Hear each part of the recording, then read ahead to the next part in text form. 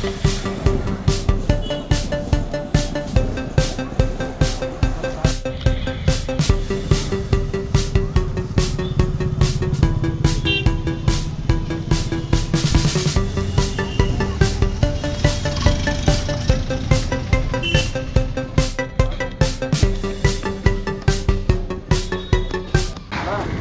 ವರ್ಷದಾಗಿ ಈ ವರ್ಷ ಕೂಡ ಆಹಾರ ಮೇಳದ ಮೇನ್ ಅಟ್ರಾಕ್ಷನ್ ಅಂದರೆ ಬ್ಯಾಂಬೂ ಬಿರಿಯಾನಿ.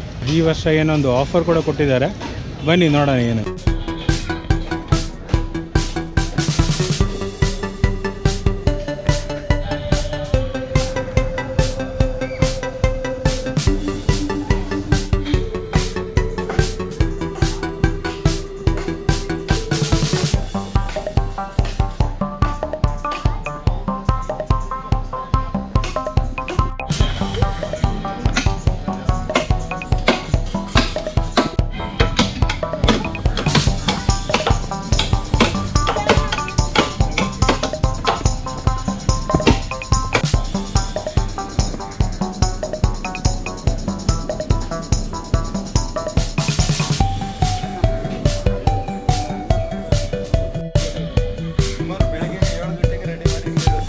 ನನ್ನ ಹೆಸರು ಎಂ ಕೃಷ್ಣಯ್ಯ. ಕರ್ನಾಟಕ ರಾಜ್ಯ ಆದಿವಾಸಿ ರಕ್ಷಣಾ ಪರಿಷತ್ನ ರಾಜ್ಯಾಧ್ಯಕ್ಷನಾಗಿ ಕೆಲಸ ನಿರ್ವಹಿಸ್ತಾ ಇದ್ದೇನೆ. ಇದು ಪಾರಂಪರಿಕ ಆದಿವಾಸಿಗಳ ಆಹಾರ ಪದ್ಧತಿಗಳು. ಅನಾದಿ ಕಾಲದಿಂದಲೂ ನಮ್ಮಲ್ಲಿ ಯಾವುದೇ ಪಾತ್ರೆ ಪಗಡೆಗಳು ಇಲ್ಲದೇ ಇರುವಂಥ ಸಂದರ್ಭದಲ್ಲಿ ಅರಣ್ಯದಲ್ಲಿ, ದಟ್ಟ ಅರಣ್ಯಗಳಲ್ಲಿ ನಾವು ಬಿದಿರನ್ನ ಹೇಗೆ ಉಪಯೋಗ ಮಾಡಿಕೊಂಡು ಆಹಾರವನ್ನು ತಯಾರು ಮಾಡ್ಕೊಳ್ಬೋದು ಅಂತಕ್ಕಂಥದ್ದನ್ನು ನಮ್ಮ ಆದಿವಾಸಿಗಳು ಆಗಲೇ ಕಂಡುಹಿಡ್ಕೊಂಡಿದ್ದು, ತನ್ನ ಬದುಕನ್ನು ಕಟ್ಕೊಂಡಿದ್ದು. ಹಾಗಾಗಿ ಮತ್ತು ಇಂಥ ಒಂದು ಆಹಾರ ಪದ್ಧತಿಗಳಲ್ಲಿ ಉತ್ಕೃಷ್ಟವಾದಂಥದ್ದು ನೈಸರ್ಗಿಕವಾದಂಥ ಆಹಾರ ಇದು. ಯಾವುದೇ ವಿಷಯುಕ್ತ ಆಹಾರ ಅಲ್ಲ. ನಾವು ಕಾಡು ಶುಂಠಿ, ಕಾಡು ಅರಿಶಿನ, ಕಾಡು ಕೊತ್ತಂಬರಿ, ಕಾಡು ಕರ್ಬೇವಿನ ಸೊಪ್ಪು ಈ ಥರದ್ದೆಲ್ಲ ನಾವು ಉಪಯೋಗಿಸ್ತೀವಿ. ಈ ಥರದ್ದೆಲ್ಲ ಮಸಾಲೆ ಮಾಡಿ ನಾವು ರೆಡಿ ಮಾಡಿ ಬೊಂಬನ್ನು ತುಂಬಿ ಆ ಬೊಂಬನ್ನು ತಗೊಬಂದು ಬೆಂಕಿಗೆ ಹಾಕಿ ಸುಮಾರು ಅರ್ಧ ಗಂಟೆ ಕಾಲ ಬೊಂಬು ಬೆಂದ ನಂತರ ಅದು ಆಹಾರವಾಗಿ ಅಂದರೆ ಚಿಕನ್ ಬಿರಿಯಾನಿಯಾಗಿ ಹೊರಹೊಮ್ಮುತ್ತೆ. ಅದನ್ನು ನಾಗರಿಕ ಸಮಾಜಕ್ಕೆ ಕೊಡುವಂಥ ಒಂದು ದೃಷ್ಟಿಯಿಂದ ಸುಮಾರು 2014ನೇ ಇಸ್ವಿಯಿಂದ ಏನು ವಿಶ್ವವಿಖ್ಯಾತ ಮೈಸೂರು ದಸರಾ ಏನಿದೆಯೋ ಆ ದಸರಾದ ಆಹಾರ ಮೇಳದಲ್ಲಿ ನಾವು ಆದಿವಾಸಿಗಳು, ವಿವಿಧ ಆದಿವಾಸಿಗಳು ಸುಮಾರು 40 ಜನರ ತಂಡ, ತಜ್ಞರ ತಂಡ, ಆದಿವಾಸಿ ತಜ್ಞರ ತಂಡ ಈ ಒಂದು ಬುಡಕಟ್ಟು ಪಾರಂಪರಿಕ ಆಹಾರಗಳನ್ನು ತಯಾರು ಮಾಡ್ತಾ ನಾಗರಿಕ ಸಮಾಜಕ್ಕೆ ಕೊಡ್ತಾ ಇದ್ದೇವೆ. ಮತ್ತು ಎಲ್ಲರೂ ಸಹ ಅಂದರೆ ನಾಗರಿಕ ಸಮಾಜ ಅವ್ರು ಇಷ್ಟಪಟ್ಟಷ್ಟು ಪೂರೈಕೆ ಮಾಡೋಕ್ಕೆ ಸಾಧ್ಯ ಆಗ್ತಾ ಇಲ್ಲ. ಸಾಧ್ಯವಾದಷ್ಟು ನಮ್ಮ ಕೈಲಿ ಎಷ್ಟಾಗುತ್ತೆ ಅಷ್ಟನ್ನು ನಾವು ಪೂರೈಕೆ ಮಾಡೋಕ್ಕೆ ಪ್ರಯತ್ನ ಆಗ್ತಾ ಇದ್ದೀವಿ.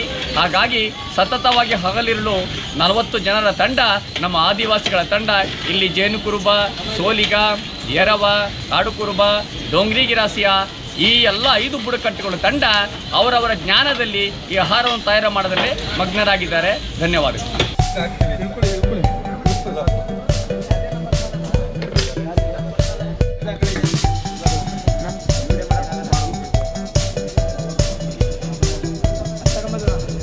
ನನ್ನ ಹೆಸರು ಮಧುಕುಮಾರ್ ಅಂತ. ನಾನು ಪಿರಿಯಾಪಟ್ಟಣ ತಾಲೂಕು ಮರಳಕಟ್ಟೆ ಅಡಿಯಿಂದ ಬಂದಿದ್ದೀನಿ. ಈ ಬಂಬೂ ಬಿರಿಯಾನಿನ ನಮ್ಮ ಪೂರ್ವಜರು ಅಂದರೆ ಕಾಡಿಗೆ ಹೋದಂಥ ಸಂದರ್ಭದಲ್ಲಿ ಬೇಟೆಯಾಡಿದ ಮಾಂಸ ಮತ್ತು ಗೆಡ್ಡೆ ಗೆಣಸುಗಳನ್ನು ಸುಟ್ಟು ತಿಂತಕ್ಕಂಥ ಈ ಒಂದು ಪಾರಂಪರಿಕ ಪದ್ಧತಿ. ಇದನ್ನು ನಾವು ಮೈಸೂರು ದಸರಾ ಆಹಾರ ಮೇಳದಲ್ಲಿ ನಮ್ಮ ಪಾರಂಪರಿಕ ಪದ್ಧತಿಯನ್ನು ಉಳಿಸಿಕೊಳ್ಳುವುದರ ಜೊತೆಗೆ ನಾಗರಿಕ ಸಮುದಾಯಕ್ಕೆ ಪರಿಚಯ ಮಾಡಿಸುವುದು ಈ ಒಂದು ದಸರಾ ಆಹಾರ ಮೇಳದಲ್ಲಿ ನಮಗೆ ಇದೊಂದು ಸೌಭಾಗ್ಯ ಅಂತಕ್ಕಂಥದ್ದು. ಈ ಬಂಬೂ ಬಿರಿಯಾನಿ ಮಾಡುವ ವಿಧಾನ ಏನಪ್ಪ ಅಂದರೆ, ನಾವು ಮೊದಲು ಬಿರಿಯಾನಿಗೆ ಬೇಕಾದಂಥ ಒಂದು ಮಸಾಲೆಯನ್ನು ರೆಡಿ ಮಾಡ್ಕೊಳ್ತೀವಿ. ಅದಾದ ನಂತರ ನಾವು ಮಸಾಲೆ ಆದ ನಂತರ ಚಿಕನ್ ಹಾಕಿ ಮಿಕ್ಸ್ ಮಾಡಿ ಎತ್ತಿ ನೇರವಾಗಿ ಬಂಬಿನಲ್ಲಿ ಸುಡ್ತಕ್ಕಂಥ ಒಂದು ಈ ಪದ್ಧತಿ. ಈ ಬಿರಿಯಾನಿ ಬಂಬೂ ಬಿರಿಯಾನಿ ಮಾಡಬೇಕಾದ್ರೆ ಬೊಂಬಿನ ಒಳಗಡೆ ಇರ್ತಕ್ಕಂಥ ಗೆಣ್ಣನ್ನು ಹೋಲ್ ಮಾಡಿ ನಂತರ ಅದನ್ನು ಒಂದು ಹಂತವಾಗಿ ಈ ಮುತ್ತಿಗೆದ ಎಲೆ ಅಂತ ಬರ್ತದೆ, ಈ ಮುತ್ತಿಗೆದ ಎಲೆಯನ್ನು ನಾವು ಅಲ್ಲಿ ಹಂತವಾಗಿ ಮುಚ್ಚಲಾಗ್ತದೆ. ಅದಕ್ಕೆ ನೀರು ಮತ್ತು ಮಸಾಲೆ ಅಕ್ಕಿ, ಈ ಅಕ್ಕಿಗೆ ತಕ್ಕಂತೆ ಅಳತೆಗೆ ತಕ್ಕಂತೆ ನೀರನ್ನು ಹಾಕಿ ನಾವು ಹಂತವಾಗಿ ಮುಚ್ಚಿ, ಅದಾದ ನಂತರ ಕೊನೆಯದಾಗಿ ಒಂದು ಕ್ಯಾಪ್ ಬರ್ತದೆ. ಕ್ಯಾಪ್ಗೆ ನಾವು ಕುಕ್ಕರ್ ರೀತಿ ಒಂದು ವಿಸಲ್ಗೆ ಅಂತ ಒಂದು ಹೋಲ್ ಕೊಟ್ಟಿರ್ತೀವಿ. ಇದು ಸುಮಾರು ಅರ್ಧ ಗಂಟೆಗಳ ಕಾಲ ಬೆಂಕಿನಲ್ಲಿ ಸುಡಬೇಕು. ಅದಾದ ನಂತರ ಏರ್ ಔಟ್ ಸ್ಟಾಪ್ ಆಗ್ತದೆ.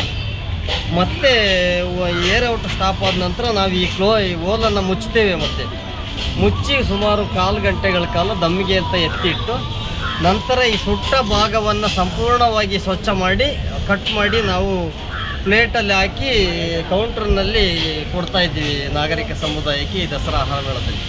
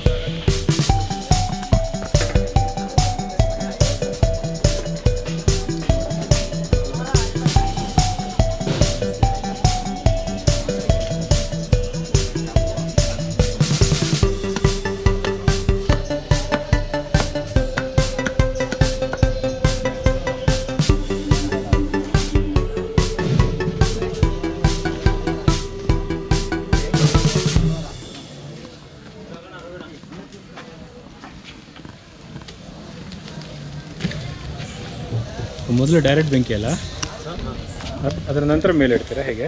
ಇಲ್ಲ, ಈ ಬರ್ನ್ ಆಗಬೇಕು. ಬರ್ನ್ ಆಗುತ್ತೆ. ಬರ್ನ್ ಆದಮೇಲೆ ಇಟ್ಟು ಅದು ಬಾಯ್ಲಿಂಗ್ ಇಡ್ತೀವಿ. ಬಾಯ್ಲಿಂಗ್ ಇಟ್ಕೊಂಡು ಅದು ಶೇಪ್ ಮಾಡಿ ನೆಕ್ಸ್ಟ್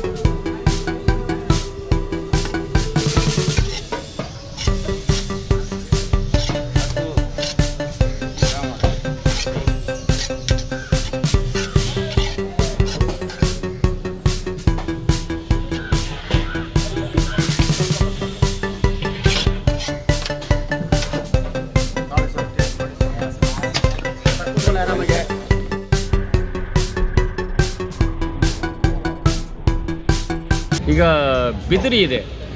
ಬಿದಿರಲ್ಲಿ ಸಾಮಾನ್ಯವಾಗಿ ಕಾಡಲ್ಲಿ ಈಗ ಒಂದು 4-5 ವರ್ಷದ ಹಿಂದೆ ತುಂಬ ಬಿದಿರು ಅರಣ್ಯದಲ್ಲಿ ಸಾಯಿತು. ಅಂದರೆ ಅದು ಭತ್ತ ಬಿಡ್ತು. ಭತ್ತ ಬಿಟ್ಟಾದ ಮೇಲೆ ಆ ಬಿದಿರು ಸಾಯುತ್ತೆ. ಆ ಥರದ್ದು ಬಿದಿರುಗಳನ್ನ ಆಯ್ಕೆ ಮಾಡಿ ನಮ್ಮ ಜನ ಅದರ ಭತ್ತ ತಗೊಂಡು ಅಕ್ಕಿ ಮಾಡಿ ಅದರ ಅಕ್ಕಿಯಲ್ಲಿ ಉಪ್ಪಿಟ್ಟು ಮಾಡ್ಬೋದು, ಇಡ್ಲಿ ಮಾಡ್ಬೋದು, ಅನ್ನ ಮಾಡ್ಬೋದು, ದೋಸೆ ಮಾಡ್ಬೋದು. ಈಗ ನಾವು ಈ ದಸರಾ ಆಹಾರ ಮೇಳದಲ್ಲಿ ನಾವು ಬಿದಿರಕ್ಕಿ ಪಾಯಸ ಅಂತ ಜನಗಳಿಗೆ ಕೊಡ್ತಾಯಿದ್ದೀವಿ. ತುಂಬಾ ಖುಷಿ ಪಡ್ತಾ ಇದ್ದಾರೆ. ಅದನ್ನು ಭಾರಿ ಖುಷಿಯಾಗಿ ತಗೊಳ್ತಾ ಇದ್ದಾರೆ. ಅದರ ಒಂದು ಇದನ್ನು ನೋಡ್ಬೋದು ಜನಗಳು. ಈಗ ಸಾಕಷ್ಟು ಫೇಮಸ್ ಆಗಿದೆ ನಮ್ಮ ಬಿದಿರಕ್ಕಿ ಪಾಯಸ. ಅದಕ್ಕೆ ವಿವಿಧ ಭಕ್ಷ್ಯಗಳು, ಬೇರೆ ಬೇರೆ ಪಾಯಸಗಳಕ್ಕಿಂತ ನಮ್ಮ ನಿಜವಾದ ಬಿದಿರಕ್ಕಿ ಪಾಯಸ ಅಂದರೆ ಒಂದಷ್ಟು ಕಾಫ್ ಏನಾದರೂ ಇದ್ದರೆ ಆ ಥರದಕ್ಕೆ ಅನುಕೂಲ ಆಗುತ್ತೆ. ಸ್ವಲ್ಪ ಕಾಫ್ ಆಗೋಕ್ಕೆ. ಆಮೇಲೆ ಈ ಶೀತ ದೇಹ ಇರುತ್ತಲ್ಲ, ಶೀತ ದೇಹ ಇರತಕ್ಕಂಥವ್ರು ಈ ಬಿದಿರಕ್ಕಿಯನ್ನು ತಿನ್ನಬೇಕು, ಇದರ ಪಾಯಸನ ತಿನ್ನಬೇಕು. ಸ್ವಲ್ಪ ಹೀಟ್ ಬರುತ್ತೆ, ದೇಹ ಹೀಟ್ ಬರುತ್ತೆ. ಮತ್ತು ಈ ಲಕ್ವ ಹೊಡೆದವರಿಗೆ ಇವಕ್ಕೆಲ್ಲ ತುಂಬ ಇದು ಅನುಕೂಲ. ಇದರ ಆಹಾರವನ್ನು ಸೇವಿಸ್ತೇವೆ, ಬಿದಿರಕ್ಕಿ ಆಹಾರವನ್ನು ತುಂಬ ಅನುಕೂಲ ಆಗುತ್ತೆ. ಬಿದಿರಕ್ಕಿ ಪಾಯಸ ಅಲ್ವಾ? ಮತ್ತು ಈ ನಮ್ಮ ದಸರಾ ಆಹಾರ ಮೇಳದ ಆಡಿ ಮನೆಯಲ್ಲಿ ಮಾಕಳೆ ಬೇರಿನ ಟೀ, ಇದರ ಮಹತ್ವ ಏನಪ್ಪ ಅಂದರೆ ಇದು ಎಲ್ಲೂ ಸಿಗ್ತಾ ಇಲ್ಲ. ನಮಗೂ ಕೂಡ ಸಿಗಲ್ಲ. ನಾವು ಈ ದಸರಾ ಆಹಾರ ಮೇಳದಲ್ಲಿ ಮಾತ್ರ ಇದನ್ನು ಬಳಸ್ತೀವಿ, ವಿನಃ ಬೇರೆ ಎಲ್ಲೂ ಬಳಸಲ್ಲ. ಇದು ತುಂಬ ಆರೋಗ್ಯಕರವಾದಂತಹ, ಇದು ರಕ್ತ ಶುದ್ಧೀಕರಣವನ್ನು ಸಂಪೂರ್ಣವಾಗಿ ರಕ್ತ ಶುದ್ಧೀಕರಣ ಮಾಡ್ತದೆ ದೇಹದಲ್ಲಿ. ಮತ್ತು ಬಾಯಿಯ ದುರ್ವಾಸನೆಯನ್ನು ಕೂಡ ಇದು ಕಡಿಮೆ ಮಾಡ್ತಕ್ಕಂಥ ಒಂದು ಈ ಬೇರು. ಹಾಗಾಗಿ ಈ ಬೇರನ್ನು ಕೂಡ ನಾವು ಈ ನಾಗರಿಕ ಸಮುದಾಯಕ್ಕೆ ದಸರಾ ಆಹಾರ ಮೇಳದಲ್ಲಿ ಪರಿಚಯಿಸುವುದರ ಜೊತೆಗೆ ಆರೋಗ್ಯಪೂರ್ಣವಾದ ಟೀಯನ್ನು ಕೂಡ ಕೊಡ್ತಾ ಇದ್ದೀವಿ ಸರ್. ಏನು ಟೀ ಹೇಳಿದ್ರೆ? ಮಾಕಳ್ಳಿ ಬೇರು ಟೀ. ನನ್ನ ಹೆಸರು ಬಿ ಕಾವೇರ ಅಂತ. ನಾನು ಕರ್ನಾಟಕ ಆದಿವಾಸಿ ರಕ್ಷಣಾ ಪರಿಷತ್ತಿನ ಪ್ರಧಾನ ಕಾರ್ಯದರ್ಶಿಯಾಗಿ ಕೆಲಸ ಮಾಡ್ತಾಯಿದ್ದೀನಿ.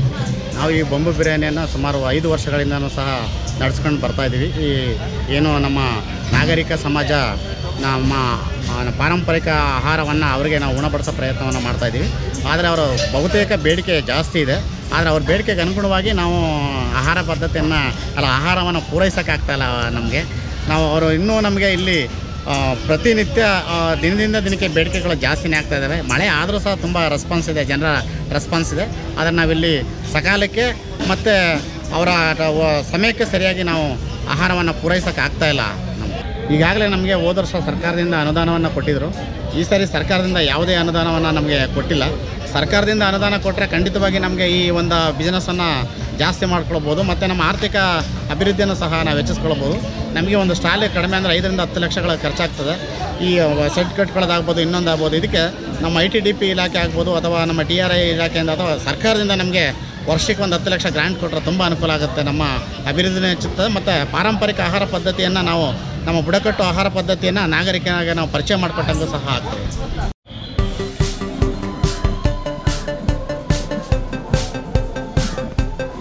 ಬ್ಯಾಂಬೂ ಬಿರಿಯಾನಿ ತುಂಬಾ ಅದ್ಭುತವಾಗಿತ್ತು. ನಾನು ತಿಂದಿದ್ದು ಮಾತ್ರ ಅಲ್ಲದೆ ಪಾರ್ಸೆಲ್ ಕೂಡ ತೊಗೊಂಡೋಗ್ತಾಯಿದ್ದೆ ನೋಡಿ. ಸೊ ಎಲ್ಲರೂ ಬನ್ನಿ. ಇವತ್ತು ಮತ್ತು ನಾಳೆ ಅಷ್ಟೇ ಇರೋದು. ಸೊ ಆದಷ್ಟು ಬೇಗ ಬನ್ನಿ. ಇದು ನಾಳೆ 1:15 ಕ್ಲೋಸ್ ಆಗುತ್ತಂತೆ. ಅದಕ್ಕೆ ಮುಂಚೆನೇ ಬಂದು ನೀವು ಟೇಸ್ಟ್ ನೋಡಬೇಕಾಗತ್ತೆ. ಮತ್ತು ಇನ್ನೊಂದು ನಾನು ಜನರಲ್ಲಿ ಕೇಳ್ಕೊಳ್ಳೋದು ಏನಪ್ಪ ಅಂದರೆ, ಇಲ್ಲಿ ನಾನು ಬಿರಿಯಾನಿ ತಿಂತಿರುವಾಗ ನೋಡಿದೆ ಸ್ವಲ್ಪ ಗಲಾಟೆ ಆಗ್ತಾಯಿತ್ತು, ಲೇಟ್ ಆಗ್ತಾಯಿದೆ ಅಂತ ಹೇಳ್ಬಿಟ್ಟು. ಇದೇನೆಂದರೆ, ಒಂದು ಬ್ಯಾಂಬೂ ಬಿರಿಯಾನಿ ರೆಡಿ ಆಗಲಿಕ್ಕೆ ತುಂಬಾ ಟೈಮ್ ಹಿಡಿಯುತ್ತೆ. ಹಾಗಾಗಿ ಸ್ವಲ್ಪ ವೆಯ್ಟ್ ಮಾಡಿದ್ರೆ, ಸ್ವಲ್ಪ ಪೇಷನ್ಸಿಂದ ವೆಯ್ಟ್ ಮಾಡಿದ್ರೆ ನಿಮಗೆ ತುಂಬಾ ರುಚಿಕರವಾದ ಅದ್ಭುತ ರುಚಿ ಇರುವಂಥ ಬ್ಯಾಂಬೂ ಬಿರಿಯಾನಿ ಸವಿಬೋದು. ದಯವಿಟ್ಟು ಬನ್ನಿ, ಆನಂದಿಸಿ. Thank you.